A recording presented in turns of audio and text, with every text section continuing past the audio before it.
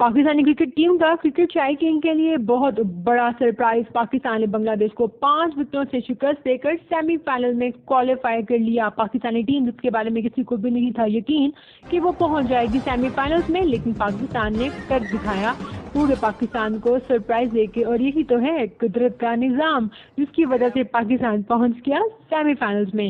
ہوا کچھ یوں کہ ساؤتھ افریقہ اور نیدرلینڈ کا میچ تھا آج۔ اگر ساؤتھ افریقہ وہ میچ جیت جاتا تو ساؤتھ افریقہ کے ہو جاتے 7 پوائنٹس، اور پاکستان اگر بنگلہ دیش سے جیت بھی جاتا تو پاکستان کبھی نہ پہنچتا سیمی فائنلز میں، کیونکہ پاکستان کے ہوتے 6 پوائنٹ، لیکن ساؤتھ افریقہ ہار گیا جس کی وجہ سے ساؤتھ افریقہ کے رہے 5 پوائنٹ اور پاکستانی میچ جیت گیا اور پاکستان کے ہو گئے 6 پوائنٹس۔ اس طرح پاکستان کوالیفائی کر گیا سیمی فائنلز میں۔